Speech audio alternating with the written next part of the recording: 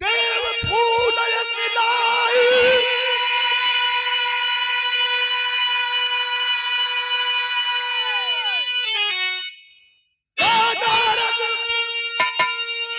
देव फूल लाई मुदित मन कृष्ण को दिए थमाई हंस के काधा दिए सतभामा के थमाए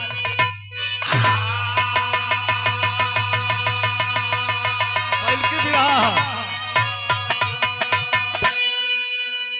कि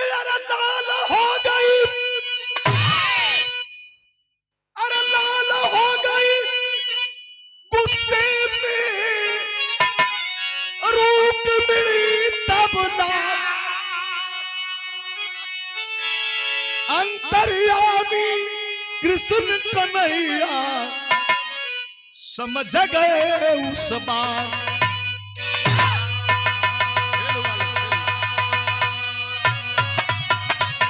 एकदम फेल नंबर 10 नंबर 5 नंबर आवला तो चलल डबल जीरो लेकिन लिया के फूलवा थमा दल कृष्ण भगवान के कृष्ण भगवान हाथ में लेलन तो सतभामा आदमी के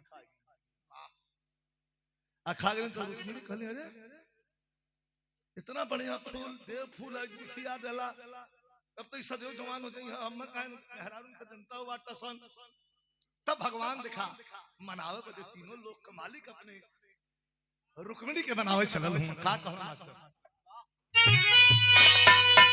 अरे बात में चल बरसाती नाहक तोर से आलू अरे सवत डास हम समझीला छिलके पेड़ा खालू हमार धनिया हमार रनिया काहे रोज रोज पोहालू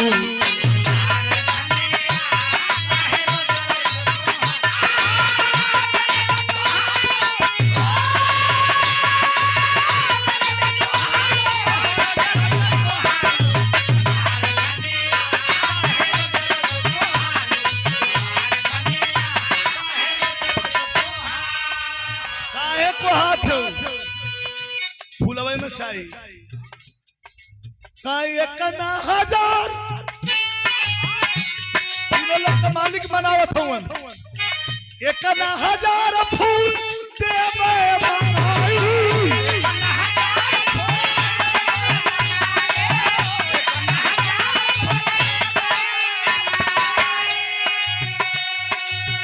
कैली हंसी का कैलू रिसियाई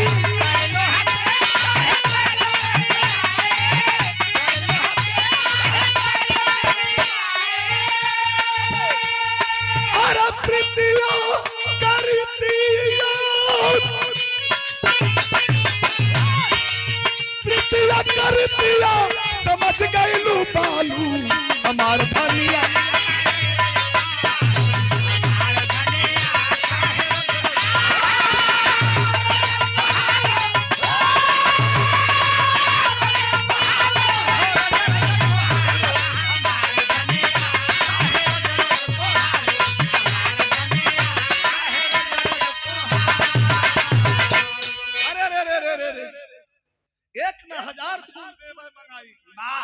हंसी काहे गैलू रिसियाई रितिया समझ गैलू बालू अब मंगा देते हैं संकट पटकत आके रुक्मिणी अपने जौन बात तुमको भवन सुतेली हो तनको तोरे दिल में हमरे प्रति अरे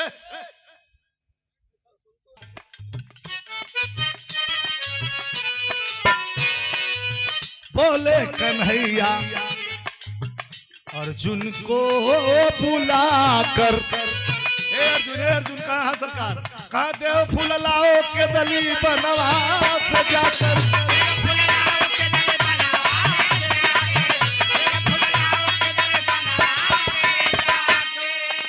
फंस गई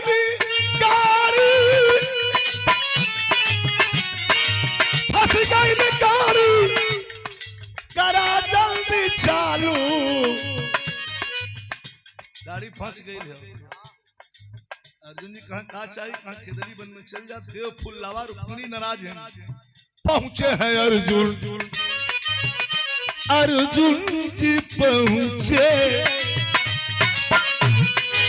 पहुंचे हैं अर्जुन के दली बन तुरंता। अरे जहाँ रखवार बने तीर हनुमंत।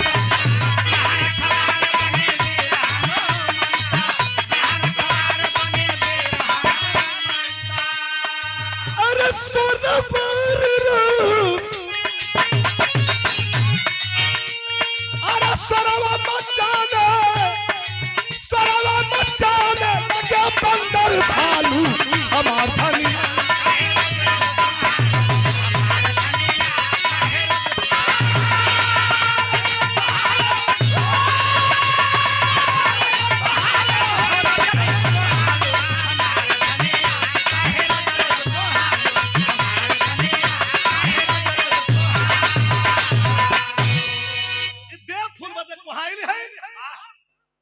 तो के लियाना बड़ी कहन कहां मिली?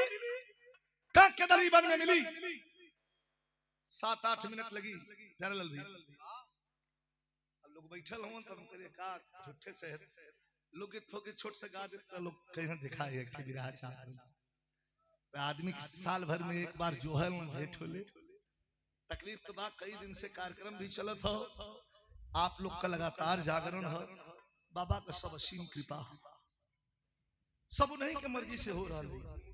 आई भी रहो जो हो उनसे पूछे कि नहीं के मर्जी से गाओ थे। हम अपने मर्जी से आज कुछ ना कहिए। उनके शरण में डल लिए कि है गाई सारा भल है गावा। फिर पूछ लिए कि तभी गाई कला ठीक होगा तो नहीं के मर्जी से सब हो। चल डाला अर्जुन जी कहला कि तब हम देव फुल लिया जखई मिली कहा कहा नाराज हो गए हैं। रुक्मिणी कहा फुलवा मिली कहा सरकार कहा केदरी वन में चल जा। वहां का रखवार जो होई कौनो चीज के उससे लेहले के पहले उसे इजाजत मांगल जरूरी हो। चल दहलन आज वहीं जंगल में पहुंचल केदरी वन में। कुल भालू बंदर छोट बड़ मार हल्ला हुपार कर लग नहीं। मनुष्य कहां से आयल, मनुष्य कहां से आया, अपने मानव कहां से आया, मानव कहां से आया। कुल तो अपने भाषा में बोलत हुवन लेकिन वही में एक बंदर रहल इतना बड़ा आदमी की भाषा में बोलल। कहे कि आदमी की भाषा में बोलल कहा कि के हुआ भैया छपले चले आवत हुआ ई लवारिस ना है बगैसवा के हुआ तुम मय में आ गया। अर्जुन कहना मामूली आदमी है अर्जुन है हम सरवा अनर बानर को दिखा बतावा आई हम पूछा था तू क्या हुआ। असल में अर्जुन कहना है साले बंदर तुमको पता नहीं है कि मैं कौन हूँ। तार से बड़ी बेजोड़ लगल बड़ा खूब धुन है। ये देखा धुन गवात रहल मास्टर उस समय में जब उस्ताद लोग गावत हैं। आज भी एक लहर बनल है। कैसे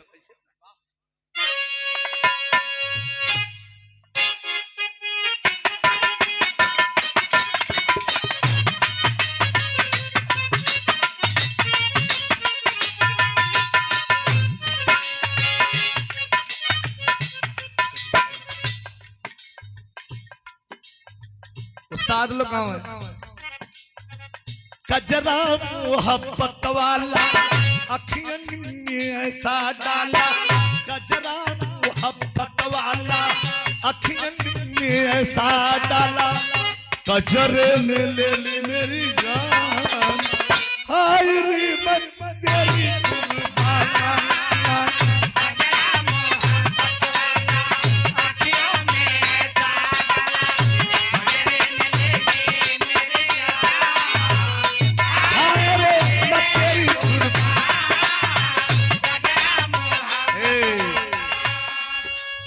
अर्जुन काला ना चिन्हत हुए कहा हम मय में हम यह कुल सुन के यह कुल पढ़ के बड़ा नॉर्मल हम रखिला अपने आप के प्यारल भैया।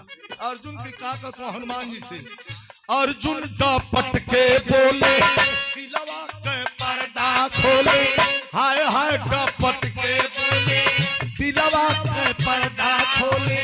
अपन परिचय बताई। चढ़ी जब धनुआ पर बाण तब डोले लगी धरती समान।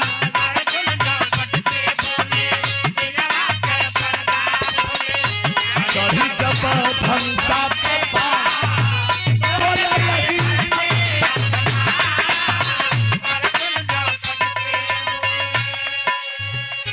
अर्जुन का नाम सुनले हुआ हनुमान जी मुस्कुराए लगा। कहा हाँ भाई का बड़ा सुनीला की धनुषधर हूँ,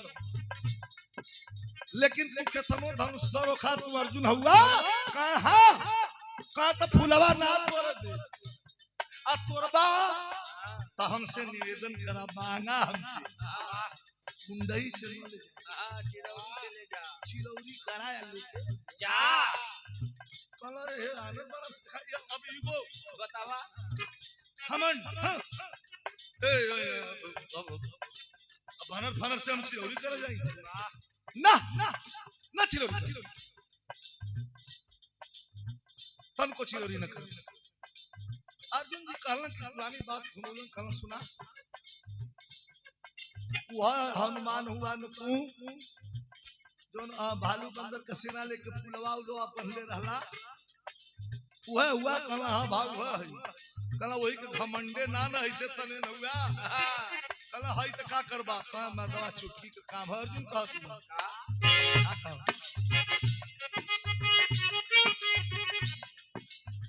का कहला बनवा चलाइब अब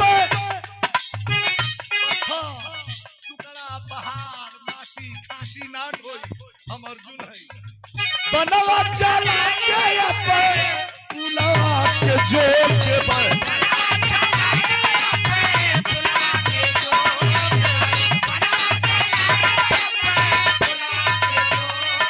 जोने पुल के घमंड में हुआ ए हनुमान ये बनवा चला के अब पुलवा के जोड़ देवर। असल हनुमान राजा चढ़ के ओके तोड़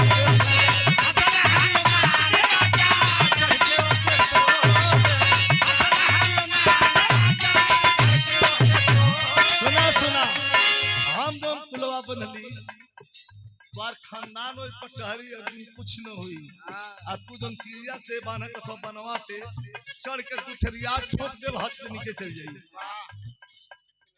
अर्जुन जी ला भगला कलारे सुन ले बुढ़ा बंदर रखा क्या तेरे अंदर। बड़ी बड़ी बात कर रहे हो। सुन ले बुढ़ा बंदर रखा क्या तेरे चढ़ी जब धनुहा पर बाण अरे डोला अरे सुन ले बुढ़ा बंदर रखा क्या तेरे अंदर चढ़ी जब धनुहा पर बाण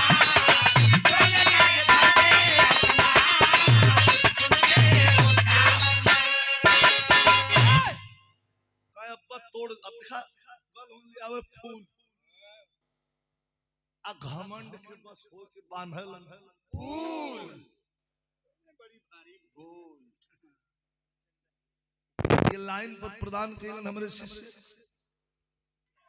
उपेंद्र लाल यादव बिहार के चढ़ी तो कुछ ना हो तू जो बनवा के तोड़ दे बब्बर कहला रे तोड़ दे बा कह एकदम खाली ठोचड़ के दूसरे ताल ठोक के चल जाई नीचे। अर्जुन जी कहा रे तोड़ दे बा बड़ी बेइज्जती महसूस केला कहला बा तोड़ कैसे देबा तोड़ देबा तो अपने भगवान कृष्ण का नाम ले छोड़ दे। हनुमान जी कहा कि अब बांध देबा या तोड़ न देब तो हमहू राम का नाम ले छोड़ देबला। झगड़ा कइले हुआ अपने में पिसाच भगवान कन्हैया जी द्वारिकापुरी में बैठ के सोचत हुआ लाई भेजली लियावे के फूल आई जाई के बांधे लगल फूल। अब वहू में ऐसा शिव के ग्रहवा और रुद्र रूप से ही भिड़ल हो जाए। हां फंस गइल नहीं बहुत बुरा फंस भगवान अब सोचत करी त का फुलवा मांग के चिरौरी कह के बड़ रहबे कइले चिरौरी के मांग के ले ले हेलो कभी कहत हूं मास्टर कि भूतल भूतल काव्य नारंगी लोचना आपको मन अरे भूतल काव्य नारंगी लोचना अंबर अरुण हिमालय तरुण पीर बजरंगी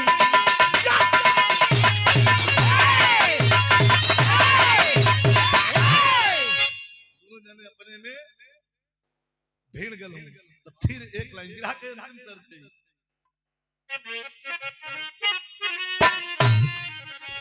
ये भैया सुना था को कि हम तुम चोरी से बधे एक डोरी से जइयो हुजूर दोनों जने अपन मुट्ठी बन के लग कहा कि कहीं तू रामा हो कहीं घनश्यामा हो अरे भगतों की रखते हो लाल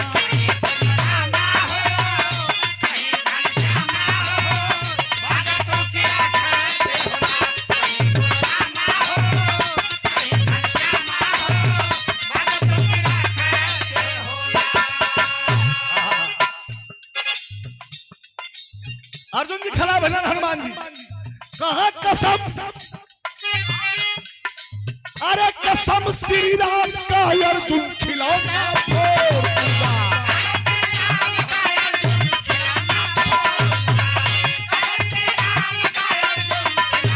अरे कसम श्री राम का अर्जुन खिलौना फोड़ दूंगा अरे फूल बांधोगे उस पे चल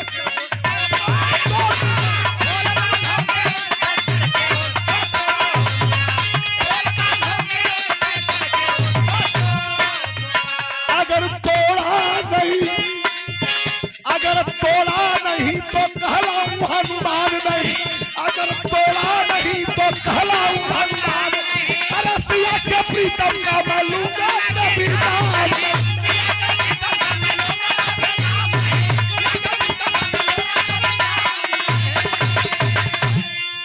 कहीं तू मंदिर में कहीं तू मस्जिद में अरे भगतों की रखते हो लाज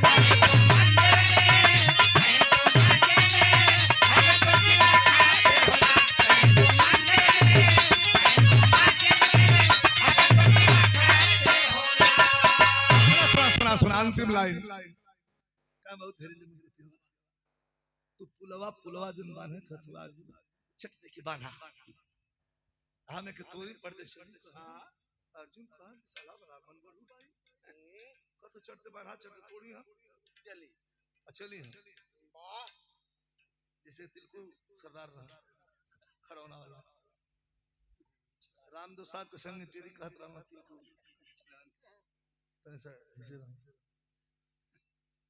कल ये रामदेव कहा भैया कारे काठे गाय के जल्दी भी सिलाहन करा चलल जा रात भर जे गावा आल हुआ मतलब एक काठे गावा भी सिलाहन हो जा सब सिला जा चलल जा हरौना आज तुझे इच्छा जान तू कहे रामदेव एक घंटा जे ओझैती मत कर पट्ठे एक काठे गा दे बिसिलहन कह दे चल निकल जा घरे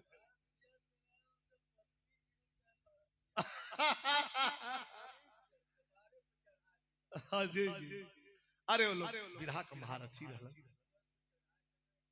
विरहा का महारथी राम चलाओ वाला से भैया जमाना रहल अब तक गवैया खुद रात दिन चढ़त हो का चढ़ल वो जमाना रहल अपने आप के बंधले रहल लंगोटा बंद रहल जहां मन करत वहां चढ़ा दे अब गवैयन के फुर्सत ना खुद रात दिन चढ़त हो का चढ़ई गलत तरह न कहते महेंद्र ना एमे टेरुआ भी कैसे मास्टर ले हलन आखिरी लाइन हो कैसे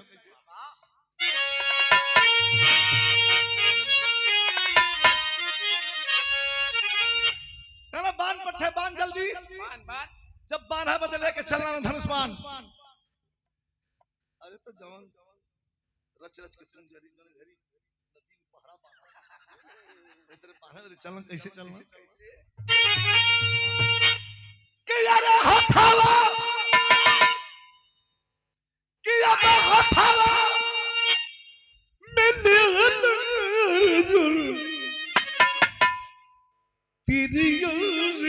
धनुइया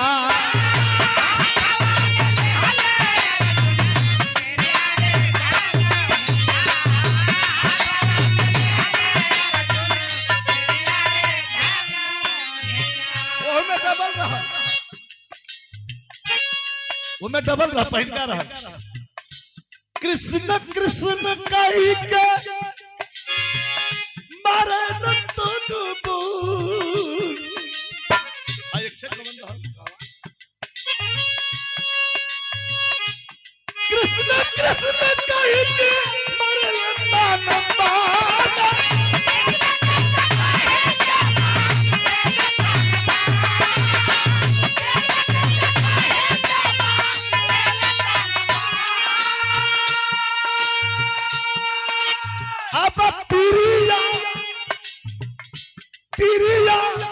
से बांध दिल समुंदर में फुलावा दंग रही गई देख के वीर हनुमान एकदम आजा नटाने चला नटाने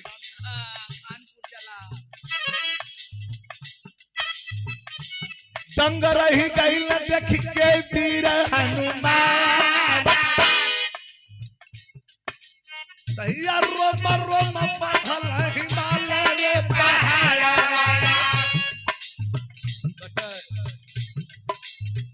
तीनों लोग के भागल हल देहिए में समाया जगमग जगमग हिले धरतिया राम राम कही चढ़ी गई नगर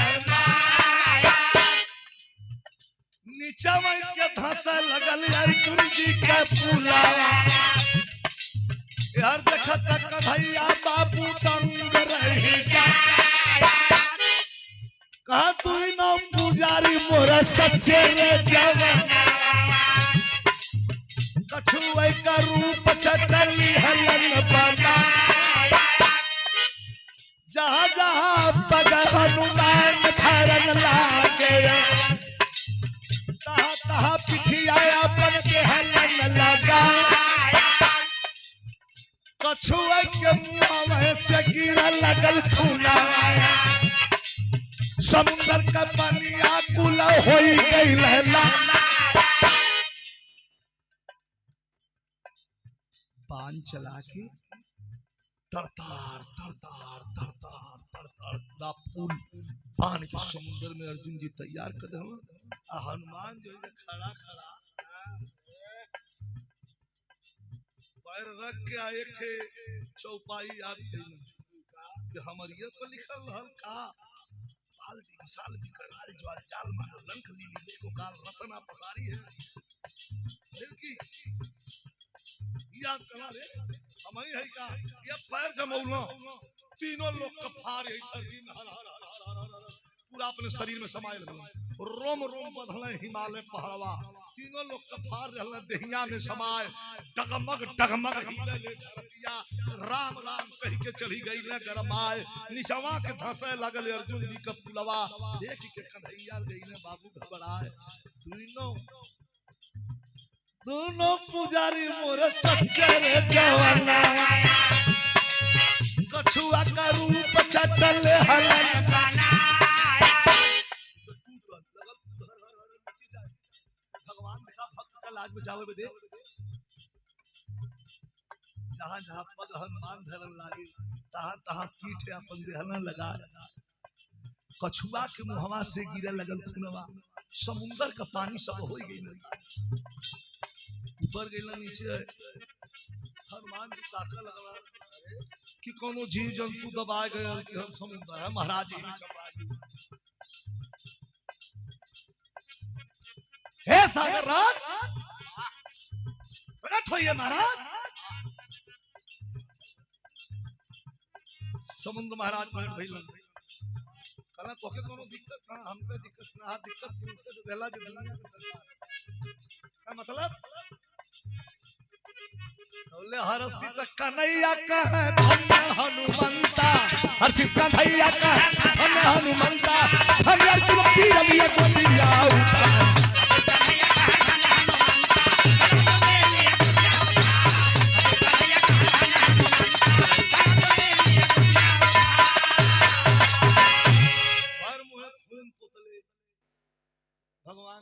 आगे खड़ा हो गया। अर्जुन ताकत हुआ तो उनके कृष्ण लोकत, हनुमान ताकत हुआ तो उनके राम लोकत हुआ। दोनों जाने दोनों पैर पर हमार प्रभु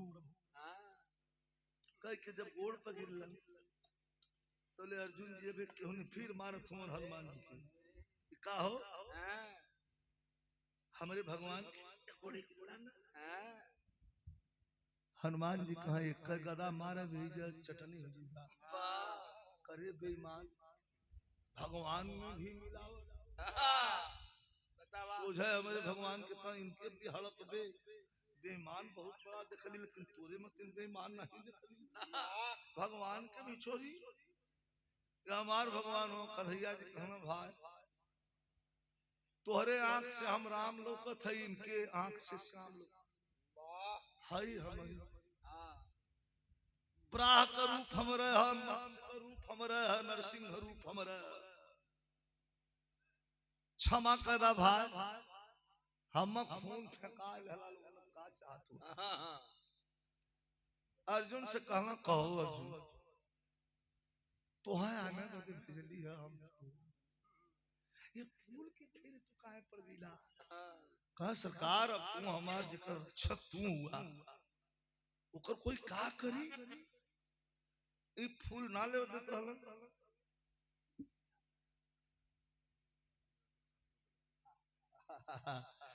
मशहूर आल्हा के गायक स्वर्गीय हनीफ मास्टर के गांव खानपुर बेलहरी के नाम से जानल जाला। गाँव सच्चों तो बाप बाप हमन का बचपना रहा मड़ई में से हम कभी जी आल्हा उनको सुन के निकलने जा कभी जी खुंटा में लड़ गए सोचत ना लौकबे न करे गवा भीतर अंधार रह मड़ईया में दुखड़ी दुपहरिया आल्हा खत्म भल आंख खोल नहीं निकल खोल अंधार रह जाए कोई खुंटा में मार करल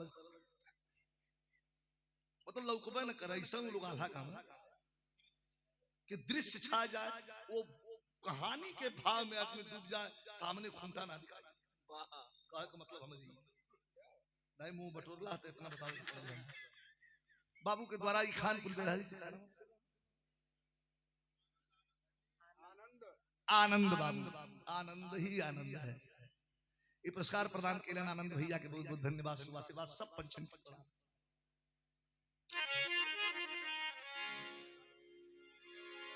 कहा किताब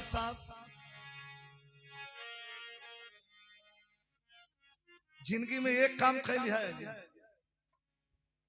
कहा अब हमको क्षमा करदा कहा का यह कहा कि सरकार प्रभु आपकी कृपा से आखिरी पैरा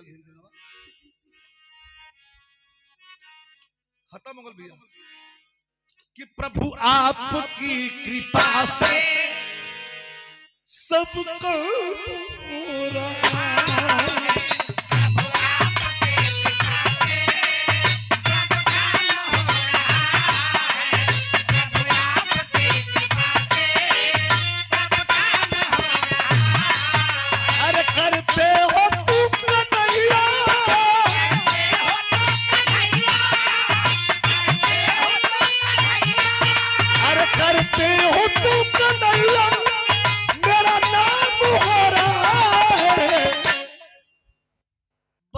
आपके कृपा से सब काम हो रहा है।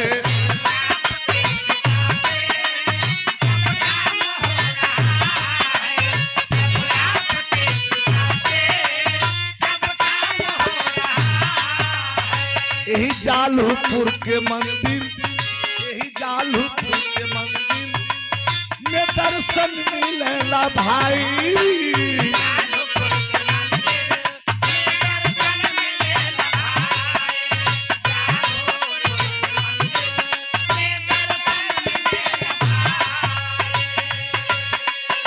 परम संत बाबा जी कच्चा बाबा के दोहाई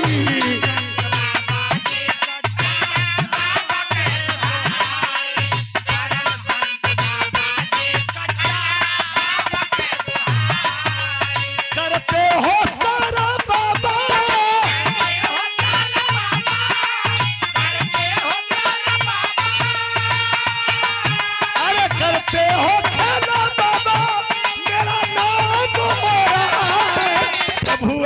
आपकी कृपा से अरे सब काम हो रहा है।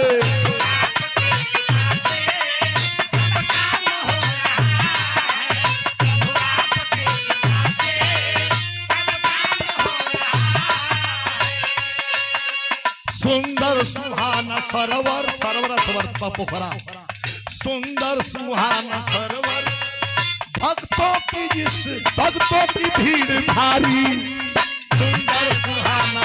1 मिनट पर अर्थ गलत मत लग गया। सुंदर सुंदर सुहाना सरोवर, उसमें की जो मछलियां हैं वो भी बाबा की भक्त हैं। मेरे मन में आया सुंदर सुहाना सरोवर, भक्तों की भीड़ भारी,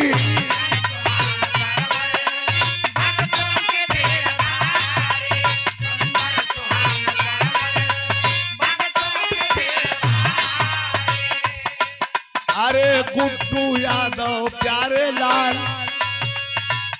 लाल गुड्डू भैया बीड़ा लिए संभारी,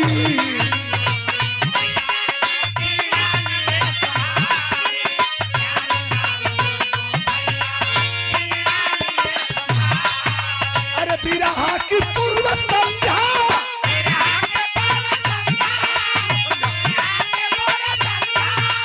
आपकी मर्जी है। अरे बिरहा की पूर्व संध्या अष्टयाम हो रहा है, प्रभु आपकी कृपा से अरे सबका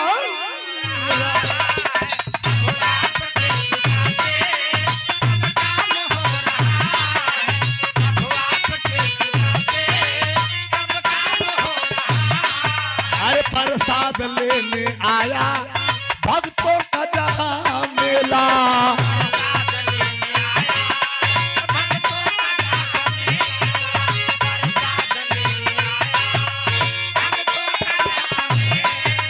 दर्शन से खाली बाबा के, अरे दर्शन से खाली बाबा के अरे दुखवा सभी भगेला,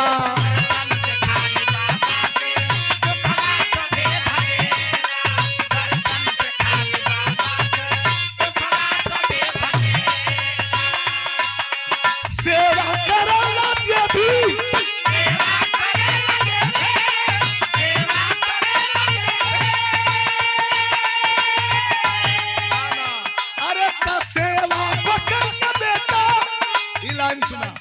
मन में आल प्याल दिया तुहार सेवा के बाबा, अरे सेवा के कई के बेटा, अरे सेवा के कई के बेटा अरे सरदार हो रहा है, बस आपके कृपा से अरे सब काम हो रहा है।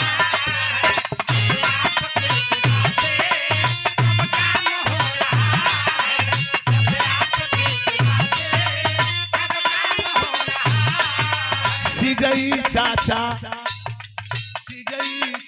देके इनाम आ गईले,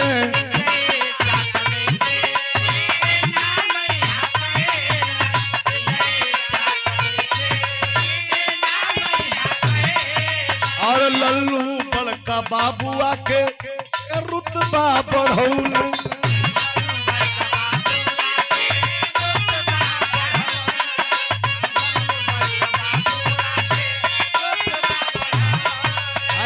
पंचन के शीश झुका के कह विजयी गवैया,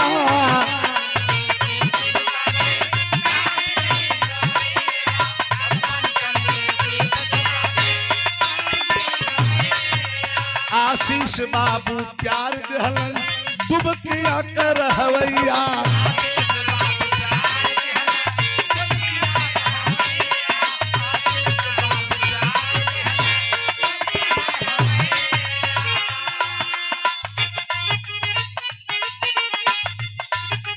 प्रसाद पाके बाबा,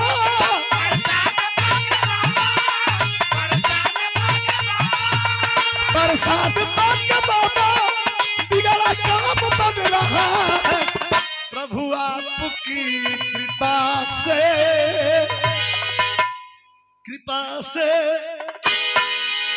अरे सब काम हो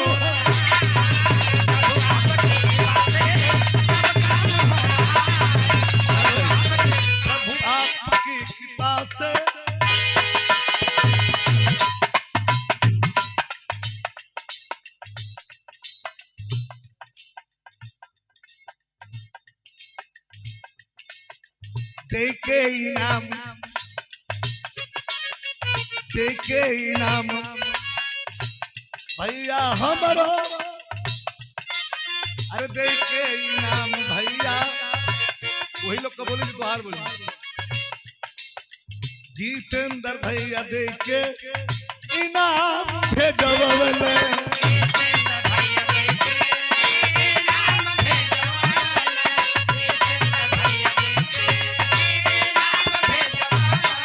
अरे सूबेदार यादव जी, हाँ हाँ सूबेदार यादव जी, रात भर रुतबा बढ़वले।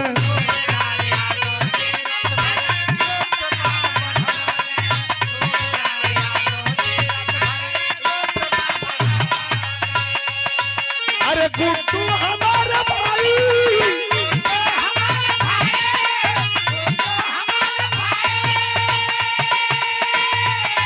अरे गुड्डू हमारे भाई, अरे सरनाम हो रहे।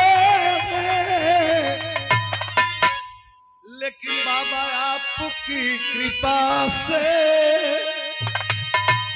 हो बाबा आपकी कृपा से, अरे सब काम हो रहा।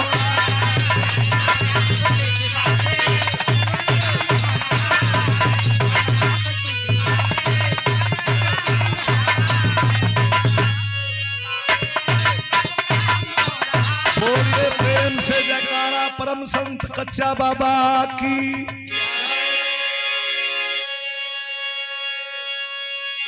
बहुत बहुत धन्यवाद।